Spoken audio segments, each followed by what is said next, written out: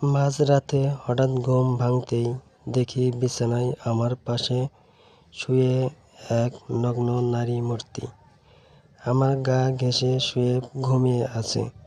মেয়েটির গায়ে একটা সুতো পর্যন্ত নেই। সবুজ ডিম লাইটের আবছা আলোয় দেখতে পেলাম তাকে। শরীরটা যত না কাঁদানাদায়ক তার চাইতে কয়েক গুণ বেশি মায়াবী তার মুখটা। কিছু একটা আছেও ওই মুখটায়, যার কারণে কিছুতেই চোখ ফেরাতে পারছি না। এখন শীতকাল, বছরের 12 মাস 24 ঘন্টায় শোবার ঘরের জানালা খুলে রাখার অভ্যাস আমার। জানালাটা বিছানা বরাবর, হু হু করে বাতাস আসছে সেদিক থেকে। লেপ মুড়ি দিয়ে শুয়ে থাকার পরেও তাকে হিম ধরে গেল আমার।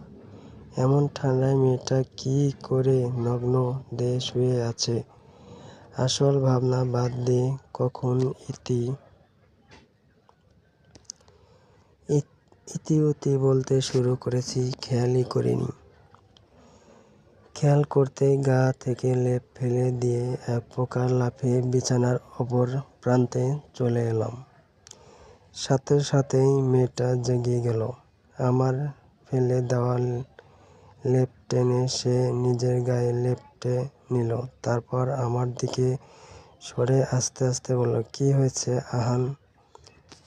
দূরে চলে গেলে কেন? কথাটা বলেই সে একদম আমার কাছে চলে এলো। তারপর আমার হাতটা তার মাথায় রেখে আহ্লাদে স্বরে বলল, আদর করে দাও। আমি ঘোরগ্রস্তের মতো তার মাথায় হাত বোলাতে লাগলাম। সে গভীর ঘুমে তলিয়ে গেল। এরপর আমার আর কিছু মনে নেই, কখন যে ঘুমিয়ে পড়েছি। সকালে যখন ঘুম ভাঙল, দেখলাম বিছানায় আমি একা শুয়ে। মেয়েটা নেই। সারা ঘর সারা বাড়ি জুড়ে তাকে খুঁজতে লাগলাম, কিন্তু কোথাও খুঁজে পেলাম না তাকে। কোথাও নেই সে। তাহলে কি আমি স্বপ্ন দেখেছি? আমার ভ্রম ছিল মেয়েটা?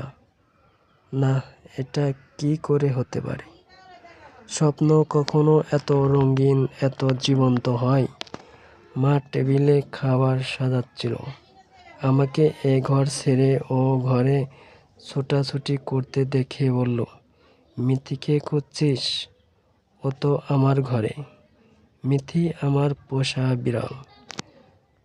6 মাস আগে ওকে আমি রাস্তায় কুড়িয়ে পাই। নর্দমার পাশে শুয়েছিল। অমন ময়লার স্তূপের মধ্যে সাদা থপথপে বিড়ালটার নজর কেড়েছিল আমার। তাই ওকে কাছে ডাকি। ডাকতেই দৌড়ে চলে আসে। কেন যেন হঠাৎ অচেনা প্রাণীটির জন্যে আমার মায়া লেগে যায়। কোলে করে বাসায় নিয়ে আসি। বাসায় আনার 1 সপ্তাহের মধ্যেই ও বাড়ির সকলের মন জয় করে নেয়। অবশ্য বাড়িতে আমরা 3 জন মাত্র মানুষ, মা, আমি আর আমার ছোট বোন অহনা। হঠাৎই ঘড়ির দিকে চোখ পড়ল আমার। সর্বনাশ, 8:30 বাজে। 9টায় অফিস আমার। যেতে সময় লাগে 40 মিনিট। ফ্রেশ হব কখন? খাবো কখন? আর যাব কখন? আর জ্যাম থাকলে তো কথাই নেই। এই ঢাকার রাস্তায় জ্যাম থাকবে না তা কি হয় কখনো? এক প্রকার দৌড়ে বাথরুমে চলে গেলাম। হাত মুখ ধুয়ে বেরিয়ে শার্ট প্যান্ট পরে টাইটা বাঁধতে ড্রয়িং রুমে চলে এলাম। মা খেতে ডাকলো। আমি মায়ের ডাক অগ্রাহ্য করে দরজা খুলে বেরোতে নিতেই মা পেছন থেকে আমার শার্ট টেনে ধরলো। বলল, না খেয়ে কোথায় যাচ্ছিস? অল্প কিছু মুখে দিয়ে যা। আমি মায়ের হাত ধরে বললাম, মা প্লিজ, আজকের মতো ছাড় দাও, অফিসে দেরি হয়ে যাচ্ছে আমার। মা আমার কথার কোনো রকম পাত্তা না দিয়ে জোর করে টেবিলে নিয়ে বসালো। স্যান্ডউইচের বাটিটা আমার দিকে এগিয়ে দিল। আমি এক পিস স্যান্ডউইচ হাতে নিয়ে মা আসি বলে বেরিয়ে এলাম। গন্তব্য বাস স্ট্যান্ড। সারাদিন অফিসে কাজের চাপে গত রাতের ঘটনাটা বেমালুম ভুলে গেলাম। অফিস থেকে ফিরতে ফিরতে সন্ধ্যা হয়ে গেল। দরজার বাইরে দাঁড়িয়ে একবার কলিং বেল চাপতে মা দরজা খুলে দিল। ঘরে ঢুকতেই দেখি মিহি সোফায় শুয়ে। আমার দিকে চোখ পড়তেই দৌড়ে আমার কাছে চলে এলো। আমার পায়ের কাছে দাঁড়িয়ে মিউ মিউ করতে লাগলো, যার মানে হচ্ছে আমাকে কোলে নাও। ওকে কোলে তুলে নিলাম। মা চেঁচিয়ে উঠল, যা ফ্রেশ হয়ে খেতে বস, পরে আহ্লাদিকে কোলে নিয়ে বসে থাকিস। মায়ের কথায় আমি মিথিকে নামিয়ে দিতে চাইলাম, কিন্তু মিথি নামতে চাইল না। উল্টে আমাকে ঘামছে ধরে রইল। আমি পুনরায় ওকে কোলে তুলে নিলাম। ও নিশ্চিন্ত মনে আমার কোলে শুয়ে মৃদু মিউ ধ্বনি তুলল। আমার বুকে মাথা ঘষতে লাগলো, যার মানে সকালে আমাকে আদর না করে কোথায় চলে গিয়েছিলে? এখন আদর করে দাও। আমি ওর দিকে তাকিয়ে সরি বললাম। ও প্রত্যুত্তরে বলল, মিউ। মা ঠিকই বলে, আহ্লাদি একটা। রাত 11টা। বিছানায় এসে শুয়ে আধ ঘন্টা হলো। ঘুম আসছে না কেন জানি না। আজ একা শুতে মন সায় দিচ্ছে না। তাই ভাবলাম মিথিকে নিয়ে আসি। ও নিশ্চয় মায়ের ঘরে। ওর ঘুমানোর স্থানের কোনো ঠিক ঠিকানা নেই। কখনো আমার সঙ্গে, কখনো মায়ের সঙ্গে, তো কখনো অহনার সঙ্গে ঘুমোয়। মিথিকে নিয়ে এসে শুতেই আমার ঘুমে চোখ ভার হয়ে এলো। ঘুমিয়ে পড়লাম তখনই গতকালকের মতোই ঠিক মাঝরাতে আমার ঘুম ভেঙে গেল। আমার মনে হলো বুকের কাছটায় কেউ জড়সড় হয়ে শুয়ে আছে। মিথি হবে। রাতে তো মায়ের কাছ থেকে আমি ওকে নিয়ে এসেছিলাম। আমার গায়ের উপর থেকে আলতো করে লেপ সরিয়ে নিতেই আমি শিউরে উঠলাম। মিথি নয়, গতকাল রাতের সেই মেয়েটি আমার বুকের ওপর মাথা রেখে জড়সড় হয়ে শুয়ে আছে, সেদিনের মতোই নগ্ন দেহে।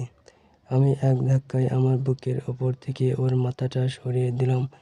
শরীর ঢাকার জন্য লেপ ছুঁড়ে মারলাম ওর ওপর। মেয়েটি আমার আচরণে কোনো ভ্রুক্ষেপ করল না। গলা পর্যন্ত লেপ টেনে সরিয়ে নিয়ে শুয়ে পড়ল, কিন্তু ঘুমালো না। ফ্যাল ফ্যাল করে তাকিয়ে রইল আমার দিকে। আমি হতভম্ব হয়ে বিছানা ছেড়ে নামলাম। সুইচ চেপে আলো জ্বালালাম। আকস্মাৎ কড়া আলো দেখে পড়তেই মেয়েটি চোখ বন্ধ করে ফেলল। পরক্ষণেই আবার খুলে ফেলল। আমার দিকে তাকিয়ে সেই আদুরে স্বরে বলল, ঘুমোবো আহান, আলো নেভাও। ওর কথা আমার কান পর্যন্ত পৌঁছালেও মস্তিষ্ক পর্যন্ত পৌঁছাতে পারল না, কারণ আমার মস্তিষ্ক জুড়ে ছিল অন্য কিছু।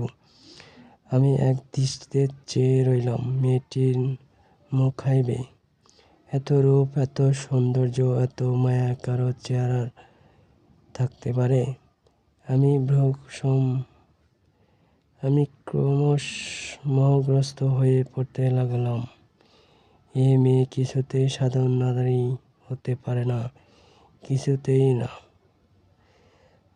তারপরের দিন সকাল বেলা মায়ের ডাকাডাকিতে ঘুম ভাঙল। ঘুম ভাঙতে দেখলাম আমি মেঝেতে শুয়ে আছি। মা বারবার জিজ্ঞাসা করতে লাগলো, এই ঠান্ডায় আমি মেঝেতে কেন?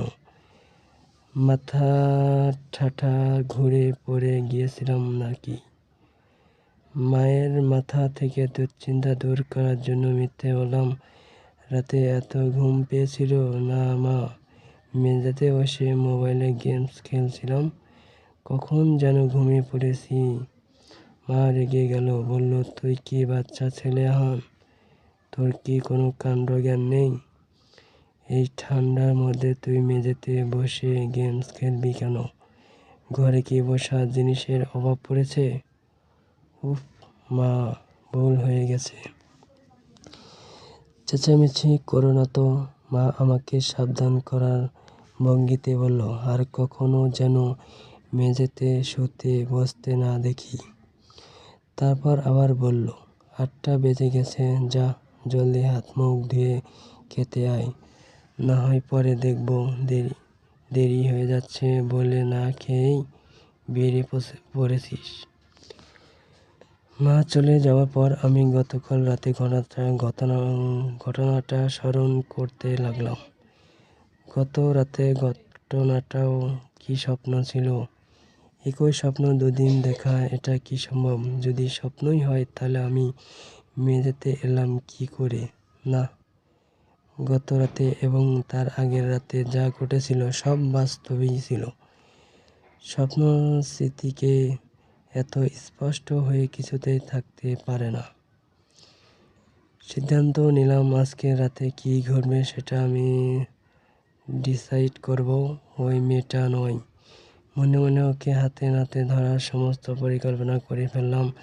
তাতে যদি আমার ইজ্জতে ফালুদা হয় তো হোক। আজকে অফিসের কাজ ঠিক মতন করতে পারলাম না, সেজন্য দুবার বসের বাইরে ঝাড়িও খেলাম। তবুও কোনো কাজে মন বসছে না, একটা চাপা উত্তেজনা কাজ করছে মনের ভেতর। আচ্ছা, আমি কি আমার পরিকল্পনায় সফল হব? মন বলল হবি, মস্তিষ্ক বলল আজ তোর ইজ্জতের ফালুদা না আইসক্রিম হবে। দেখি লোকটা সঠিক হয় মন না কি মস্তিষ্ক। অবশেষে রাত এলো। শোবার আগে মাকে ওনাকে বলে এলাম দরজা খুলে ঘুমাতে। মোবাইলে ঠিক রাত 2টো বাজে অ্যালার্ম সেট করে নিলাম, তারপর ঘুমিয়ে পড়লাম। রাত 2টোয় অ্যালার্মের মধ্যে আমার ঘুম ভেঙে গেল। বিছানার অপর পাশে তাকাতেই আমার মুখে হাসির রেখা ফুটল। এই তো মেয়েটা আজও আমার পাশে শুয়ে আমার ঘুম হারাম করে নিজে কেমন নিশ্চিন্ত মনে ঘুমাচ্ছে। দেখো, দাঁড়াও রহস্যময়, আজ তোমার রহস্য উদ্ঘাটন করবই। গল্পটি ভালো লাগলে অবশ্যই সাবস্ক্রাইব করে পাশে থাকবেন। ধন্যবাদ।